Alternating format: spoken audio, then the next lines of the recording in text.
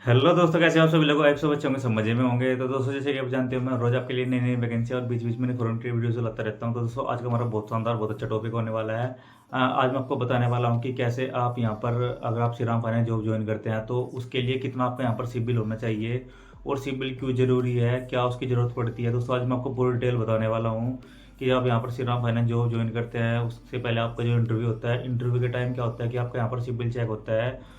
तो वो कितना होना चाहिए, क्या उसमें फॉल्ट है, क्या उसमें मतलब आपको दिक्कत होगी, पूरी डिटेल में आज आपको बताने वाला हूँ। दोस्तों, वीडियो आपके लिए बहुत ज़्यादा इंपॉर्टेंट होने वाली है। जो मेरे भाई वीडियो पर नया है, वीडियो को जरूर लाइक कर ले, चैनल सब्सक्राइब कर ले, बेल आइकन ऑन कर ले, ताकि मेरी हर वीडियो आप तक सबसे पहले पहुंचे। क्योंकि दोस्तों, मैं अगर आपके लिए ऐसी नई नई इन्फॉर्मेटिव वीडियोज़ और नई नई वैकेंसी यहाँ पर आपके लिए लाता रहता हूँ। तो दोस्तों, वीडियो आपके लिए काफ़ी इंपॉर्टेंट होने वाली है, वीडियो को पूरी देखना है। अगर आप स्किप करते हो सकता है आप वीडियो का कोई इंपॉर्टेंट पार्ट मिस कर दो, जिससे कि आपको वीडियो अच्छे से समझ में ना आए।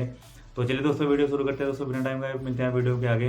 दोस्तों, बात करते हैं कि जब आप यहाँ पर श्रीराम फाइनेंस जॉब के लिए इंटरव्यू देने जाते हैं, या फिर आप किसी भी अगर फाइनेंस में या फिर किसी भी बैंक में आप इंटरव्यू देने के लिए जाते हैं, तो वहाँ पर आपका सिबिल क्यों देखते हैं, क्यों वहाँ पर आपका सिबिल जरूरी होता है, और मतलब क्या क्या वहाँ पर आपके सिबिल में चेक किया जाता है। तो आज मैं आपको इसकी पूरी इन्फॉर्मेशन आपको देने वाला हूँ। आपका सिंगल डाउट कोई नहीं बचेगा इस वीडियो को देखने के बाद। आपको अच्छे से सारा कुछ मैं आज आपको इस वीडियो में क्लियर कर दूंगा कि सिबिल क्यों ज़रूरी होता है और क्यों वो आपको कंपनी आपको चेक करती है और क्यों आपका वो यहाँ पर ठीक होना चाहिए। तो सबसे पहले बात करते हैं कि जो आपका सिबिल स्कोर होता है वो होता है 300 से 900 तक होता है यहाँ पर। अब बात करते हैं कि किसी भी फाइनेंस कंपनी में या फिर किसी भी बैंक में अगर सिबिल चेक होता है तो वहाँ पर आपका कितना सिबिल होना चाहिए और कितना आपका यहाँ पर अच्छा मतलब गुड माना जाता है। तो सबसे पहले बात करते हैं कि जब आप यहाँ पर आपका जो सिबिल रिकॉर्ड होता है वो कम से कम आपका यहाँ पर 700 प्लस होना चाहिए, या 700 भी है तो आपका बेस्ट सिबिल मतलब गुड सिबिल होता है। 700 से आगे फिर आपका सिबिल जितना भी होगा वो आपका बेस्ट सिबिल में आएगा। तो सिबिल आपका 700 से प्लस है तो आपको कोई दिक्कत नहीं होगी। लेकिन दोस्तों, सिबिल स्कोर के साथ साथ आपको यहाँ पर और भी कुछ बातों का ध्यान रखना होता है, जो कि आपकी यहाँ पर, जैसे कि उसमें डीपीडी कितनी है, कोई और ड्यू तो नहीं है, या फिर कोई सेटलमेंट तो नहीं है। अब भाई आप ये पूछोगे कि भाई ये क्या क्या बता दिया आपने, ये चीज़ क्या होती है। भाई सबसे पहले बात करते हैं कि यहाँ पर ओवर ड्यू। ओवर ड्यू क्या होता है कि दोस्तों, अगर आपने यहाँ पर कोई भी लोन ले रखा है किसी भी मतलब किसी भी चीज़ पर, किसी व्हीकल पर, गोल्ड लोन ले रखा है या फिर कमर्शियल लोन, या मतलब कुछ भी ले रखा है, तो उसमें क्या होता है कि अगर जो आपकी किस्त होती है आप वो टाइम से नहीं भरते हो तो उस जो वो पैसा रुक जाता है उसको बोलते हैं ओवर ड्यू, जो कि आपके सिबिल में शो करता है, जो कि बहुत नेगेटिव इम्पैक्ट गिरता है आपके सिबिल पर अगर आपका ओवर ड्यू खड़ा है। तो बात करते हैं कि आपकी डीपीडी क्या होती है। डीपीडी होती है दोस्तों, जैसे कि आपकी 5 तारीख की किस्त है और आपको 5 तारीख वो आपने 5 तारीख में नहीं दी, वो आपने दी है 6 7 या फिर 8 10 12 दिन बाद। तो जितने भी दिन लेट होंगे तो डीपीडी उतने ही दिन की आपकी यहाँ पर सिबिल में ऐड होती है। तो वो अगर आपकी डीपीडी ज़्यादा नहीं है, 10 20 30 दिन की है, 1 महीने तक की अगर आपकी डीपीडी है तो कंपनी चला लेती है। अगर आपकी 1 महीने से ज़्यादा डीपीडी है तो फिर कंपनी वहाँ पर आपको एक्सेप्ट नहीं करती, वो नेगेटिव सिबिल में आपको यहाँ पर कंपनी निकाल देती है। अब बात करते हैं कि भाई ओवर ड्यू बता दिया आपने, डीपीडी बता दिया आपने। अब सेटलमेंट क्या होता है कि सेटलमेंट में क्या हमको दिक्कत आने वाली है और क्या ये सेटलमेंट होता है। दोस्तों, सेटलमेंट वो होता है कि अगर आपने किसी कंपनी से किसी भी प्रोडक्ट पर आपने कोई लोन लिया है, सपोज करते हैं कि वो आपने 5 लाख का लोन लिया है और उस पर टोटल जो आपका इंटरेस्ट होने वाला है वो 1 लाख इंटरेस्ट होने वाला है। अब उस लोन पर जो 1 लाख इंटरेस्ट है, टोटल मिलाकर आपके 6 लाख रुपए यहाँ पर आपको कंपनी को वापस देने हैं। लेकिन सेटलमेंट क्या होता है कि आपके पास कोई प्रॉब्लम है आ गई, मतलब अचानक से, या फिर कोई मजबूरी है आपकी, आप चाहते हो कि भाई मैं इसकी किस्त आगे नहीं दे सकता, तो मैं इसको यहीं पर ही बंद करना चाहता हूँ कम से कम पैसे देकर। यहाँ पर सेटलमेंट दो प्रकार के होते हैं दोस्तों, जैसे कि एक होता है नेगेटिव सेटलमेंट, एक होता है पॉजिटिव सेटलमेंट। नेगेटिव सेटलमेंट आपका सिबिल खराब करता है और पॉजिटिव सेटलमेंट आपके सिबिल पर कोई मतलब इफेक्ट नहीं गिरता, वो मतलब नॉर्मल रहता है।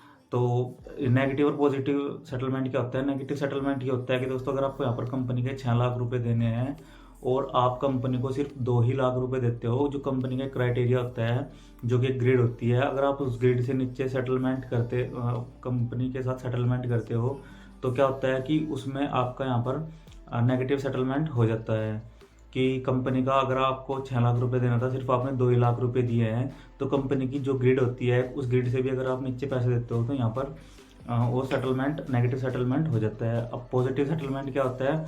पॉजिटिव सेटलमेंट होता है कि आप अगर आपको कंपनी के 6 लाख रुपए देने हैं और कंपनी की जो ग्रिड है, आप उस ग्रिड में कम से कम 4 लाख रुपए देकर आप यहाँ पर सेटलमेंट कर सकते हो, या फिर 4.5 लाख रुपए देकर, या फिर 5 लाख रुपए देकर, जो भी कंपनी की ग्रिड होगी। अगर आप उस ग्रिड में सेटलमेंट करते हैं तो वो आपका पॉजिटिव सेटलमेंट होता है, वो आपके सिबिल पर भी कोई इफेक्ट नहीं गिरता।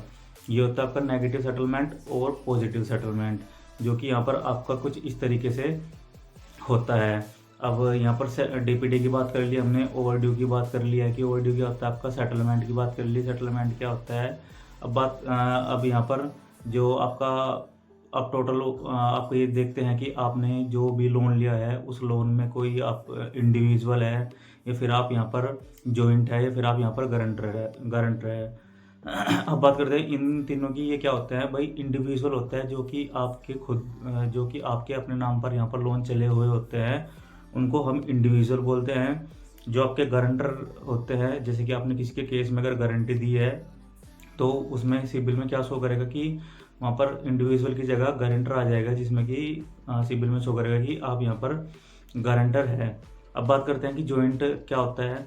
जॉइंट होता है दोस्तों कि अगर आपने कोई लोन लिया है तो आपने वो जॉइंट होके लिया हो, जैसे कि आप है उस लोन में, फिर आपके साथ साथ आपके माता पिता है, या फिर आपका छोटा भाई है, या फिर आपका घर का कोई भी सदस्य है, तो उनके साथ जो आप लोन लेते हो यहाँ पर जॉइंट में, जैसे गोल्ड लोन हो जाता है आपका, इस तरीके से जॉइंट करके वो आपका यहाँ पर जॉइंट लोन में आता है।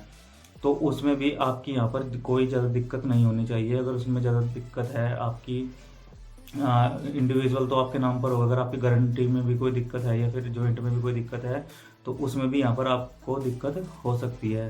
तो आपको इन सारी चीज़ों का ध्यान रखना पड़ेगा जब आप यहाँ पर कंपनी में इंटरव्यू देने के लिए जाते हैं।